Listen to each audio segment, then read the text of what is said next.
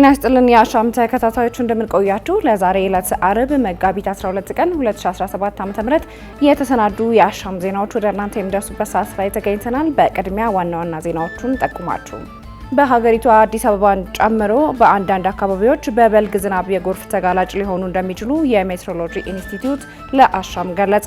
የአዳማ ከተማ አስተዳደር በዙሪያው ለሚገኙ አካባቢዎች መንግስታዊ አገልግሎቶችን በአቅራቢያቸው እየዘረጋ ሆኖ አለ። በአዲስ አበባ ንግድ ቤቶችና ትራንስፖርት አገልግሎት ሰጪ ተቋማት ላይ የተጣለው ግዴታ የዜጎችን በነፃነት የመወሰን መብት የሚገፋ ነው ሲሉ የህግ ባለሙያው ተናገሩ። ከውጪ ታሊባን የአፍጋኒስታን ሴቶች በጋብቻ መብት ላይ ያላቸውን ቅሬታ ለፍርድ ቤት ማቅረብ እንደሚችሉ አስታወቁ። አስቀድመን ያስተዋወቅናችሁን ዜናዎች ጨምሮ የቢዝነስና ምጣኔ ሀብት እንዲሁም ስፖርታዊ መረጃዎች ወደ እናንተ ይደርሳሉ። የዕለቱ ተረኛ አሳላፊ መስከረም አዲሱ አብሬያችሁ ቆይታ አደርጋለሁ። ወደ ቀዳሚው ዜና ተሻገርኩኝ።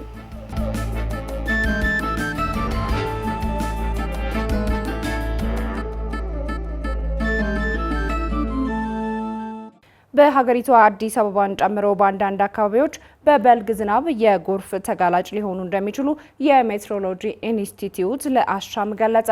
ባለፉት 15 ቀናት የጀመረው የበልግ ወቅት ጠንካራ የደመና ሽፋን ያሳየባቸው አካባቢዎች ስለመኖራቸውም ተመላክቷል። አዲስ እንግዳ ሰው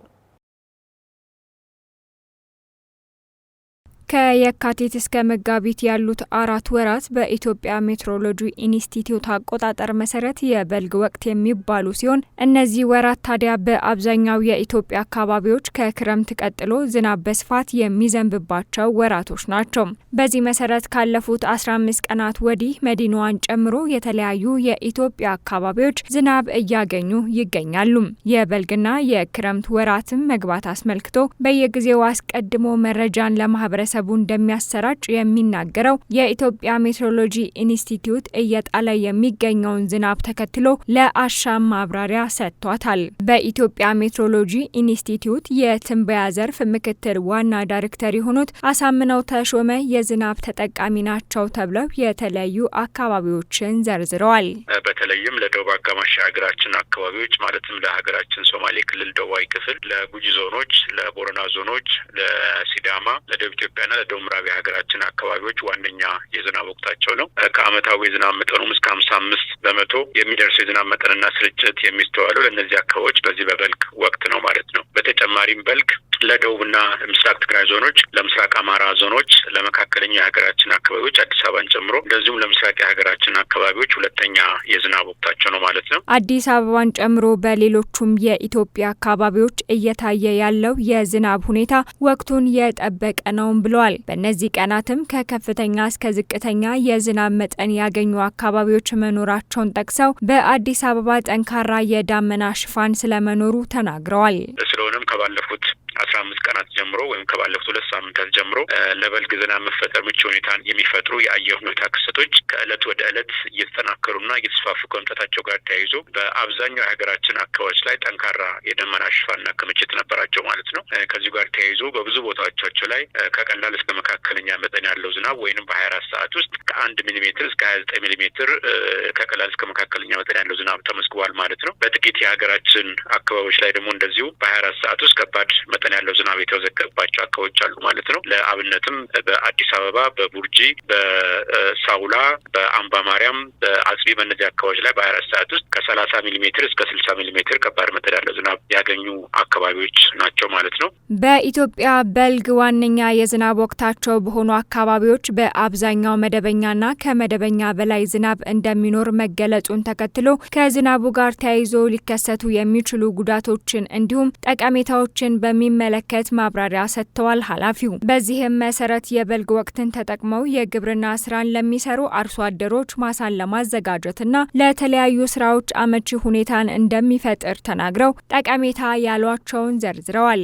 ለአርብቶ አደሩና ለአርሶ አደሩ ለሰውም ይሁን ለእንስሳት የመጠጥ ውሃን አቅርቦትን ከእለት ወደ እለት ከማሻል አኳያ እንደዚሁም ደግሞ በአርብቶ አደሩ አካባቢ የእንስሳት መኖን ከእለት ወደ እለት ከማሻል አኳያ እጅግ ከፍተኛ ጠቀሜታ ይኖረዋል ማለት ነው። በተጨማሪም በመስኖ በቴክኖሎጂ ታግዘው ለሚከናወኑ የተለያዩ የግብርና የስራ እንቅስቃሴዎችን ለማከናወን ከፍተኛ ጠቀሜታ ይኖረዋል። እንደዚሁ ደግሞ በሀገራችን በሚገኙ የተለያዩ ተፋሰሶች፣ ወንዞች የውሃ የመያዝ አቅማቸው ከእለት ወደ እለት እንዲጎለብት እንዲጨምር የሚኖረው የዝናብ መጠንና ስርጭት ፋይዳው በጣም ከፍተኛ ነው ማለት ነው። በሌላ በኩል የበልግ ዝናብ መጠንና ስርጭትን ተከትሎ በከተሞች የፍሳሽ ማስወገጃ ቱቦዎች ዝግ በመሆንና በሌሎች የኢትዮጵያ አካባቢዎች ደግሞ ከመሬት ተጋላጭነት የተነሳ የጎርፍ ስጋት ስለመኖራቸው ገልጸዋል። ቅጽበታዊ የጎርፍ አደጋዎች እንዳይከሰቱ ተለይተው በተቀመጡ አካባቢዎች ላይ የአካባቢ ጥበቃ ስራዎችን አጠናክሮ መስራትና በከተሞችም የፍሳሽ ማስወገጃዎችን የማጽዳት ስራ ሊሰራ እንደሚገባ ምክረ ሀሳብ ሰጥተዋል። የአዳማ ከተማ አስተዳደር በዙሪያው ለሚገኙ አካባቢዎች መንግስታዊ አገልግሎቶችን በአቅራቢያቸው እየዘረጋሁ ነው አለ። በኦሮሚያ ክልል አዳማ ከተማ አስተዳደር የወንጂ ከተማን ጨምሮ በዙሪያው ለሚገኙ የገጠር ከተሞች የመንግስት ተቋማት በአቅራቢያቸው እንዲያገኙ የማድረግ ስራዎችን እየሰራ መሆኑን ከአሻም ጋር በነበራቸው ቆይታ ተናግረዋል። ፍራውል ኃይሉ ተጨማሪ አላት። በኦሮሚያ ክልል አዳማ ከተማን የማስፋፋትና ዘመናዊ ከተማ ከመፍጠር ጋር በተያያዘ የተለያዩ ስራዎች እየተከናወኑ መሆኑን በተለያየ ጊዜ ሲገልጽ መቆየቱ ይታወሳል። ይህ ከተማን የማስፋትና ዘመናዊ የማድረግ ስራ መካከል አንዱና ዋነኛው የሆነው የመንግስት አገልግሎት ሰጪ ተቋማትን ህብረተሰቡ በቅርብ እንዲያገኝና ፈጣንና ፍትሐዊ አገልግሎት ለመስጠት ምቹ ሁኔታዎችን የመፍጠር ስራ እየሰራ መሆኑን ለአሻም ተናግሯል። በከተማዋ ከዚህ ቀደም ወንጂ ከተማን ጨምሮ በዙሪያ የሚገኙ በርካታ ከተሞች የሰላምና ጸጥታ የማስጠበቅን ጨምሮ ሌሎች አገልግሎቶችን ተደራሽ ለማድረግ የደንበላ ክፍለ ከተማን ከአዳማ ከተማ በማስወጣት መቀመጫነቱን ወደ ወንጂ በማዘዋወር የተለያዩ አገልግሎቶችን በአቸው እንዲያገኙ የተደረገ መሆኑን የአዳማ ከተማ አስተዳደር ሰላምና ጸጥታ ቢሮ ኃላፊ ታረቀኝ ተስፋዬ ለአሻም ነግረዋታል። ይህን አገልግሎት አሁን ከተማ ላይ ያደረገው ምንድነው? በፊት ከዛ ከወንጂ ወደዚህ ነው የሚመጣው። አሁን ክፍለ ከተማ ወንጂ እንዲገባ ነው ተደረገው። ይሄ ማለት ተደራሽነትን ለህብረተሰቡ ከተማ ፍለጋ ከሚመጣ ተደራሽነቱ እዛ መምጣት አለበት። አሁን ጸጥታ እኛ ከዚህ አንስተን ከተማ ነበር በፊት ደንበላ የሚባለው ክፍለ ከተማ ነበር። ከደንበላ ክፍለ ከተማ ወደ ወንጂ እንዲገቡ ነው ያደረግነው። ስለዚህ በቅርበት አገልግሎት እንዲሰጥ ነው ያደረግነው ማለት ነው። አሁን ጸጥታም አስተዳደራዊም መፍትሄ ሴንተሩ የክፍለ ከተማ በፊት እዚህ ጋር የነበረው ወደ ወንጂ እንዲገባ ተደረገ ማለት ሴንተር እዛ ሆነ። አሁን በፊት ወረዳ አሁን እንደ ወረዳ ነበር አይደል የምታየው። የክፍለ ከተማም የወረዳም ወደዚህ ህብረተሰቡን ቀረብ ማለት አለብን። ምክንያቱም ህብረተሰቡ ርቆ ነው ያለ። አሁን እንዲወጡ ተደርጓል። እዛ እንዲሄድ ተደረገ አሁን ውሳኔው። ምክንያቱም ወንጂ ገጠራማ አካባቢ ያለ ሰፊ ህብረተሰብ አለ። ክፍለ ከተማው ሴንተር ከተማ ቁጭ ብሎ ህብረተሰብ አገልግሎት ተደራሽነታችን በጣም ሌት የሆነ ነው። ስለዚህ ያለው ክፍለ ከተማ ሴንተራችን ወንጂ ማድረግ አለብን ብሎ ወደ ወንጂ እንዲገባ ተደረገ ማለት ነው። በተለይ እነዚህ አካባቢዎች ላይ የልማትና ህብረተሰቡን ተጠቃሚ የሚያደርጉ የተለያዩ ስራዎችን ለማከናወን ተቋማቱ በአቅራቢያቸው መሆናቸው አስፈላጊ መሆናቸውንም ኃላፊው አንስተዋል። ያለው ገጠራማ አካባቢ ላይ ህብረተሰቡን የማደራጀት ስራ በጣም እየተሰራ ነው ያለው። አንደኛ የማወያየት የማደራጀት ወደ ተጨባጭ ስራ እንዲገቡ ማድረግ በሁለት አኳኋን ነው። ጸጥታ ማለት ልማት ከሌለ ጸጥታ ሊመጣ አይችልም። ስለዚህ ገጠራማ አካባቢ ላይ ያለው በጣም መልማት ያለባቸው ወደ ልማት ሰላማዊ ሆኖ ወደ ልማት መግባት ነው። ስለዚህ ያለው አካባቢ ላይ አንደኛ የስምሪት ወይ የጸጥታ አካል ስምሪት በሰፊው በዙሪያ ነው እንቅስቃሴያችን። ኢቭን በገጠራማ አካባቢ ላይ ነው በጣም ሰፊ ትኩረት አድርገን እየሰራን ያለ ነው ማለት ነው።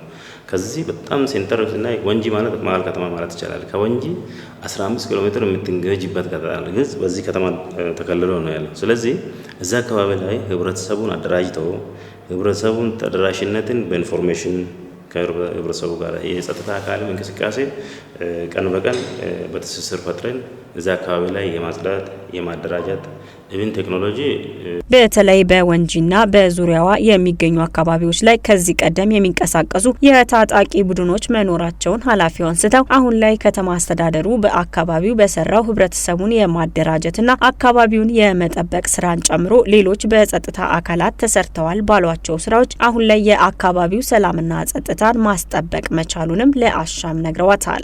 አንደኛ አሁን ቦርደር ምናልባት ልጠራለች ይችላል። ሸዋለም ጤና የሚባል አለ። ሸዋለም ጤና ላይ ጸጥታ አካል እንዲሰፍር አደረገ። ባቴ ቦራ ላይ ባቴ ገርማማ ላይ ዲዲምቱ የሚባሉ ጠረፍ ላይ ያሉት የጸጥታ አካል ይዟል ማለት ነው። ስለዚህ ህብረተሰቡ አሁን በሰላም ወጥቶ በሰላም እየገባ ነው ያለው። ታጣቂማ በፊት ነበር። አሁን ለዚህ አንጻር ነው እዛ ዙሪያ ላይ የጸጥታ አካል እንዲገባ ያደረግነው ማለት ነው። ቅድም ተናግሬ ያለው በዙሪያ ያለው ጠላት እንቅስቃሴ ነበር። አሁን የጸጥታ አካል ተደራጅተው ወደ ሴንተር ገብቶ ወደ ቦርደር ገብቶ ከህብረተሰቡ ጋር ሆኖ ሰላማዊ መጥተዋል የምንለው ከዚህ በከተማዋ ከዚህ ቀደም ከሰላምና ጸጥታ ጋር ተያይዞ የተለያዩ ሪፖርቶች የሚቀርቡ መሆኑን ያነሱት ኃላፊው አሁን ላይ ይህን መቀነሱን አንስተው በከተማዋ የተለያዩ የንግድና ሌሎች እንቅስቃሴዎች የሚካሄዱባት መሆኗንም በከተማዋ የሰላምና ጸጥታ ቢሮ ኃላፊ ታረቀኝ ተስፋዬ ከአሻም ጋር በነበራቸው ቆይታ ተናግረዋል። በአዲስ አበባ ንግድ ቤቶችና ትራንስፖርት አገልግሎት ሰጪ ተቋማት ላይ የተጣለው ግዴታ የዜጎችን በነጻነት የመወሰን መብት የሚጋፋ ነው ሲሉ የሕግ ባለሙያው ተናገሩ። በአዲስ አበባ ከምሽቱ 3 ሰዓት ተኩል በፊት የንግድ ተቋማትን መዝጋት በ10 ሺህ ብር የሚያስቀጣ ደንብ መውጣቱም ይታወሳል።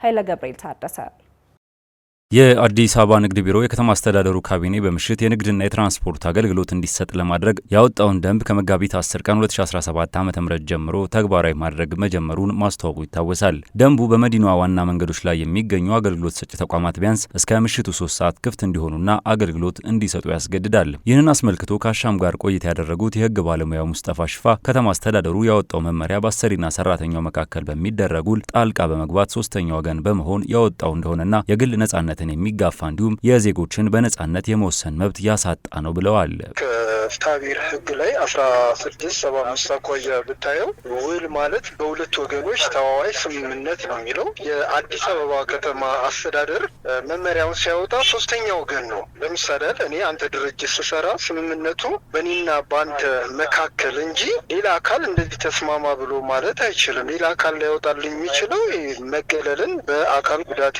በተለያዩ ነገሮችን እንዳታወጣ ደንብ ሊያወጣብህ ይችላል። እኩል ሁሉንም ዜጋ በእምነቱ በብሔሩ ሳትል እንድትቀጥር ሊያደርግ ይችላል። ከዚህ ውጭ ግን በተለይ ተቀጣሪ ሰራተኞች ላይ የግል ነጻነትንም ከኮንስቲቱሽናል ስንመጣ ፕራይቬሲ ራይት የሚባለውን ሳትፈልግ እኔ ለምሳሌ በቀን 4 ሰዓት ብቻ ለመስራት እፈልግ ሊሆን ይችላል። አንተ 16 ሰዓት ልትሰራ ትችላለህ። ነጻ ገበያ ስለሆነ ይህንን መርህንም ያጣጣመ አይደለም ነው። ምክንያቱም ቀጥታ ከዚህ ሰዓት ስሩ ብሎ ማስቀመጥ ማለት እኔ በእኔ እይታና ምልከታ አግባብ አይደለም ነው የሚለው። ሶስተኛ ወገን ይህንን አድርጎ ብሎ ማለት ዜጎች በተለይ በነጻነት የመወሰን መብታቸውን ያሳጣ ነው ብዬ ነው የምለው በእኔ እይታ። በተጨማሪም ተቀጥረው ለሚሰሩ ሰራተኞች ተጨማሪ ለሚሰሩበት ክፍያ የሚታሰብበትን ስርዓት ያልዘረጋ መሆኑንና እንዲሁም ደግሞ አሰሪው እረፍት ማድረግና ለቀጣይ ቀን ለመስራት ዝግጁ መሆንን ታሳቢ ያላደረገ መሆኑንም ጨምረው ገልጸዋል።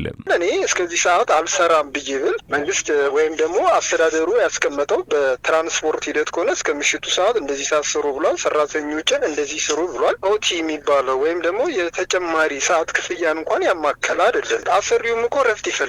ልክኛ በግልን እየሰራሁኝ ሌሊቱ ሙሉ ስራ ብለኝ ስትለኝ አንደኛ እረፍት ያስፈልገኛል ነገ ግልጋሎት ለመስጠት። ይህንንም እኔ ታሳቢ አድርጓል ወይ የሚለው ነገር ያጠራጥረኛል። ከእንደገና ትልቁ ግን ምንድነው ማንኛውም ህግ ሲወጣ መመሪያ፣ ደንብ ሲወጣ ህገ መንግስታዊ መብትን ብቻ ሳይሆን ዓለም አቀፍ የሰብአዊ መብት ድንጋጌዎችንንም ያማከለና ያዛመደ መሆን አለበት። ይህ በሌለበት ሁኔታ ላይ የአንድ ወገንን ጥቅም ብቻ አስቦ መመሪያ ወይም ደንብ እንዲፈጸም ማድረግ ራሱ ይህ ህገ መንግስታዊ ነው የሚል ምልከታዬ ነው የማስቀምጠው።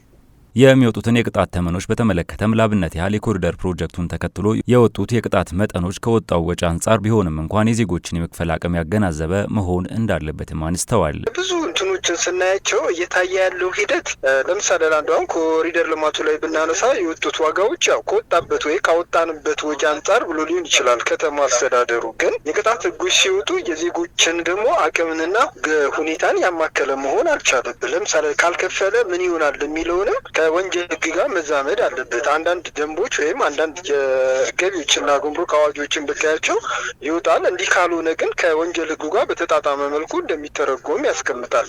ቢሮው የስራ ባህልን ይበልጥ ለማዳበር የኢኮኖሚ እድገትን ለማፋጠን የከተማዋን ተወዳዳሪነት እውን ለማድረግ ቀን ከሚሰጠው አገልግሎት በተጨማሪም በምሽት የንግድና አገልግሎት መስጫ ተቋማት አገልግሎት የሚሰጡበት ምቹ ሁኔታ መፍጠር አስፈላጊ በመሆኑ ደንቡን ማውጣቱን ገልጿል። የሴቶችን እኩልነት ሊያረጋግጡ የሚገቡ ፕሮጀክቶች በስፋት ሊተገበሩ እንደሚገባ ተጠቆመ። ብርሃን ሸቴ ሴቶች በማህበረሰቡ ዘንድ ንቁ ተሳታፊ እንዲሆኑ እኩልነትን ማረጋገጥ የሚያስችሉ ፕሮጀክቶች መተግበር አስፈላጊ ነው ተብሏል። ለዚህ የሚረዳ ዘንድ የሞሪንጋን ምርት በዘመናዊ መንገድ በማምረት ሴቶች ተጠቃሚ እንዲሆኑ የሚያደርግ ፕሮጀክት ይፋ ማድረጉን አዩዳ የተሰኘ ግብረሰናይ ድርጅት አስታውቋል። ፕሮጀክቱ በወላይታና ጋሞ ዞን በሚገኙ ወረዳዎች ተግባራዊ እንደሚደረግ የአዩዳ የፕሮግራም ዳይሬክተር ኤርሚያስ ታደሰ ለአሻም ተናግረዋል።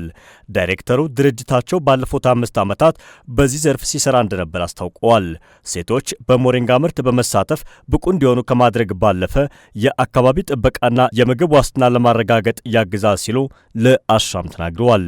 ሞሪንጋ በምግብ ዋስትናን ከማረጋገጥ አንጻር፣ ገቢን ከመጨመር አንጻር፣ የሴቶችን የማብቃትን ለወጣቶች የስራ እድል ፈጠራ ሞሪንጋ ድርቅን ስለሚቋቋም ከዚህ ጋር ያሉትን ጥሩ አማራጮች አይተን ወደ ገበያ ለምን አንቀይረውም፣ ኮሜርሻላይዝ ለምን አናደርገውም የሚል ዋና ዓላማ ይዘን ነው እኛ ይህንን ስራ የጀመርነው ማለት ነው። እሴት ይጨመራል። ምክንያቱም የሞሪንጋ ፍሬን አይጠቀሙበትም ነበር በብዛት።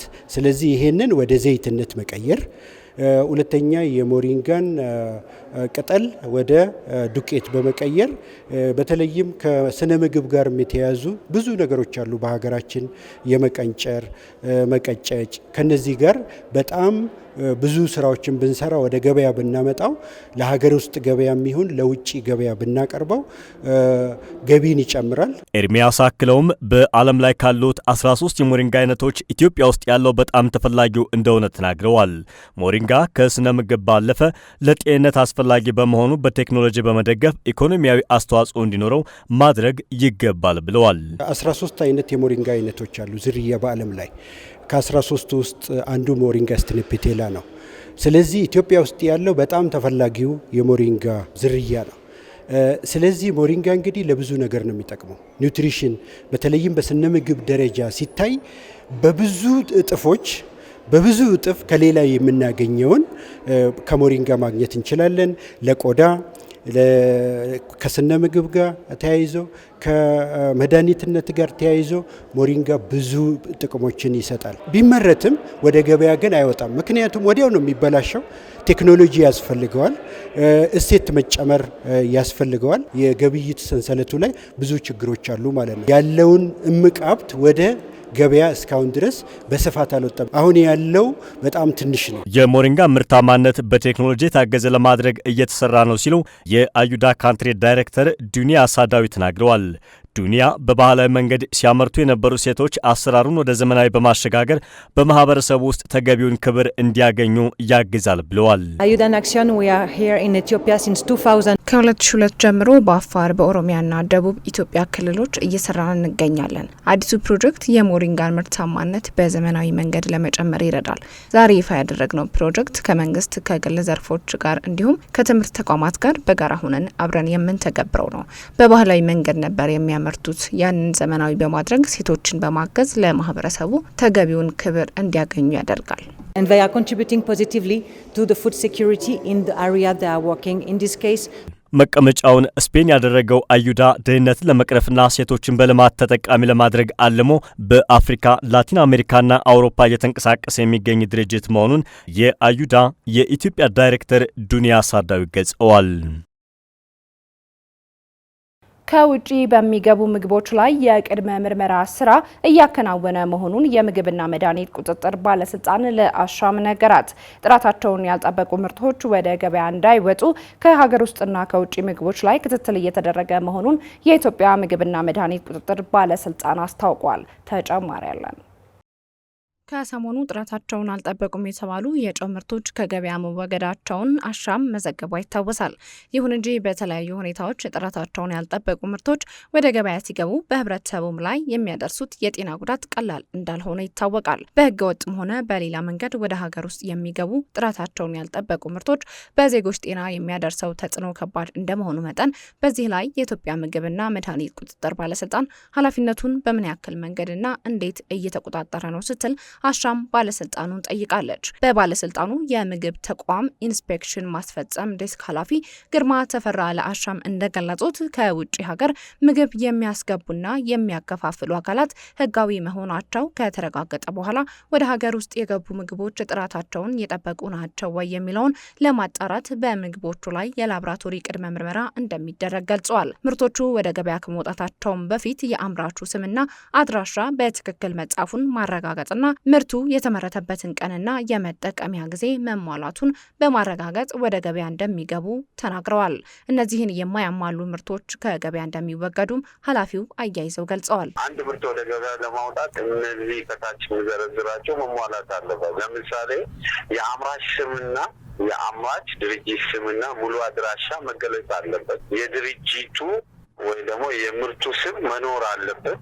የምርቱ ክብደት መጠቀስ አለበት። የምርቱ የተመረተበት ቀንና ምርቱ የመጠቀሚያ ጊዜ መሟላት አለበት።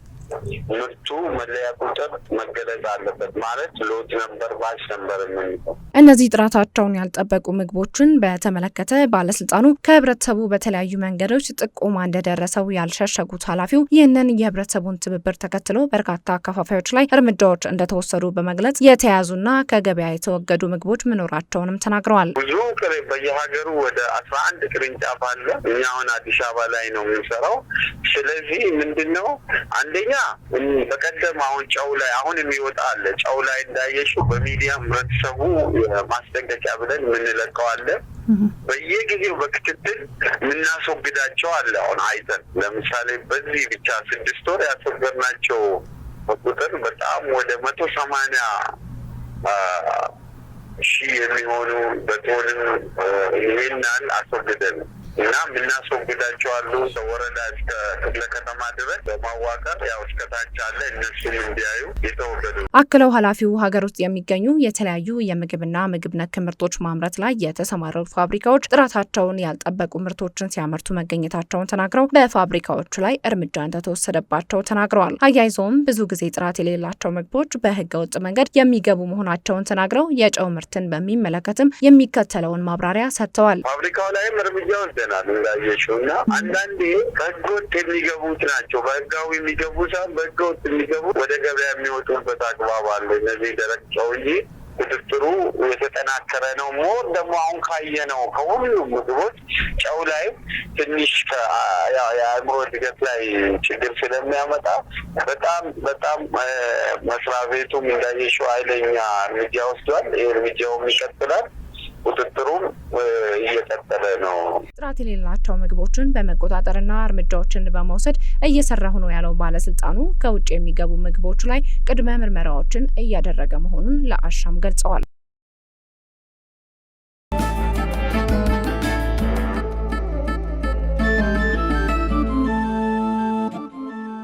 ተመልካቾቻችን የዕለቱን ዜናዎቻችን ከማጠናቀቃችን በፊት ርዕሰ ጉዳዮችን ደግመን እንጠቁማችሁ። በሀገሪቷ አዲስ አበባን ጨምሮ በአንዳንድ አካባቢዎች በበልግ ዝናብ የጎርፍ ተጋላጭ ሊሆኑ እንደሚችሉ የሜትሮሎጂ ኢንስቲትዩት ለአሻም ገለጸ። የአዳማ ከተማ አስተዳደር በዙሪያው ለሚገኙ አካባቢዎች መንግስታዊ አገልግሎቶችን በአቅራቢያቸው እየዘረጋሁ ነው አለ። በአዲስ አበባ ንግድ ቤቶችና ትራንስፖርት አገልግሎት ሰጪ ተቋማት ላይ የተጣለው ግዴታ የዜጎችን በነጻነት የመወሰን መብት የሚገፋ ነው ሲሉ የህግ ባለሙያው ተናገሩ። ከውጪ ታሊባን የአፍጋኒስታን ሴቶች በጋብቻ መብት ላይ ያላቸውን ቅሬታ ለፍርድ ቤት ማቅረብ እንደሚችሉ አስታወቁ። ለዛሬ ዕለት አርብ መጋቢት 12 ቀን 2017 ዓ.ም የተሰናዱ የአሻም የምሽት ዜናዎቻችን በዚሁ ተቋጭተዋል። የዕለቱ ተረኛ አሳላፊ መስከረም አዲሱ ነበርኩኝ። ወደ ተመልካቾቻችን ከአሻም ቴሌቪዥን የሚተላለፉ አዳዲስና ወቅታዊ መረጃዎች እንዲደርሷችሁ ማህበራዊ ድረገጾቻችን ማለትም ፌስቡክ፣ ቴሌግራም፣ ዩቲዩብ እና ቲክቶክ ማህበራዊ ድረገጾቻችንን ሰብስክራይብ፣ ፎሎ እና ሼር በማድረግ ማግኘት እንደምትችሉ እየጠቆምን ከወዲሁ ተሰናበትን። አሻም ለሁላችን!